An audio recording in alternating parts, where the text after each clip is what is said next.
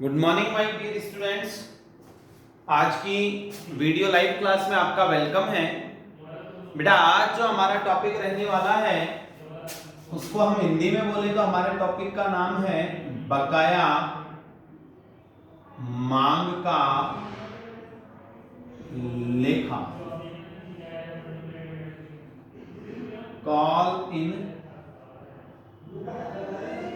Errors. बेटा इसमें हमें तीन चीजें लेनी है। सबसे पहले हम बात करेंगे अर्थ, जिसको आप इंग्लिश में बोलेंगे मीनिंग।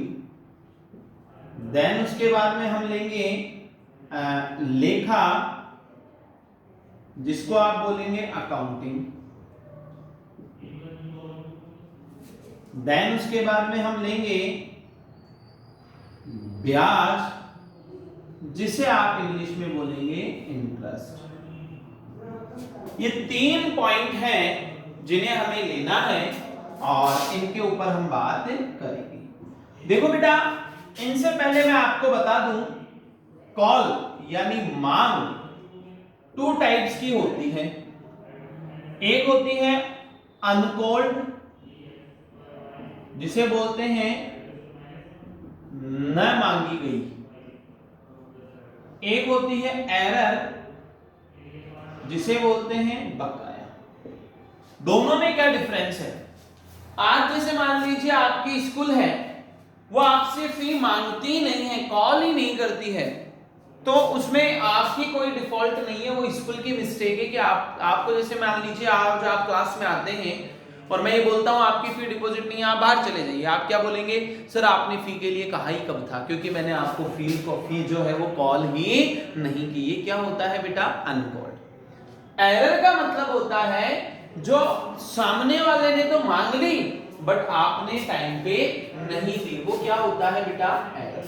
तो ऐसा ही कुछ यहां है, जब कोई शेयर होल्डर अपनी इंस्टॉलमेंट टाइम पे पेमेंट नहीं करता है, जब कोई शेयर होल्डर अपनी इंस्टॉलमेंट टाइम पे पेमेंट नहीं करता है, it is call in error. For example, जैसे मान लेते हैं एक स्कूल है, वहां की टोटल फी है 20,000। टोटल फी कितनी है बेटा?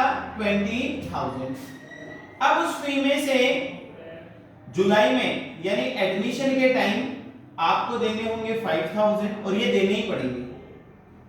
देन सितंबर में आपको देने पड़ेंगे 6,000। देन नवंबर में आपको देने होंगे बेटा 4,000 एंड जनवरी में आपको देने होंगे बेटा 5,000। ये जो अमाउंट है आपके लिए as a treat on application, यानी अगर आपको उस स्कूल में एडमिशन लेना है तो आप पहले 5,000 रुपीज डिपॉजिट करवाओ। देन स्कूल मैनेजमेंट अगर आपको एडमिशन देता है तो वो आगे वाली कॉल आपसे मांगेगा, टाइम पे आपसे फीस मांगेगा। आप भी डिपॉजिट कराते हैं तो बहुत अच्छी बात है, नहीं कराते हैं तो आपका एडमिशन नहीं होगा। अब क्या हुआ बेटा? एक बच्चे के पेरेंट्स, जो जुलाई की फी तो किसी की ड्यू नहीं हो सकती, किसी को मांगनी नहीं है, किसी की बाकी नहीं हो सकती, क्योंकि जब जुलाई की दी होगी तभी आपका स्कूल में एडमिशन हुआ है। मान लीजिए आज अपनी स्कूल में जो भी बच्चे अपनी क्लास में बैठे हैं, इट मींस उन्होंने सबने 5,000 दिए, देन उनका एडमिशन हो गया। जुलाई चला गया, अगस्त चला गया, सितंबर आया, स्कूल ने फी को क्या किया? सितंबर वाली को ड्यू किया कि भैया सब 6,000 लेके आना, सब बच्चे लेकर के आ गए। अब उसके बाद इस टोटल क्लास में 30 स्टूडेंट्स हैं बेटा। कितने स्टूडेंट्स हैं बेटा? 30 बच्चे हैं। जब नवंबर की फी का टाइम आया तो मैं आपका क्लास टीचर हूं, मैंने हर एक बच्चे से 4,000 4,000 रुपए मांगे, ड्यू किए कि भैया आप नवंबर के टाइम वाली अपनी फी डिपॉजिट करवाओ। अब क्या होता है, एक बच्चे से 4,000 मांगूंगा तो 30 स्टूडेंट्स हैं, तो 4,000 को जब मैं 30 से इंटू करूंगा तो मैंने नवंबर में टोटल कितना मांगा बेटा? 1,20,000। टोटल ड्यू कितना किया बेटा? 1,20,000।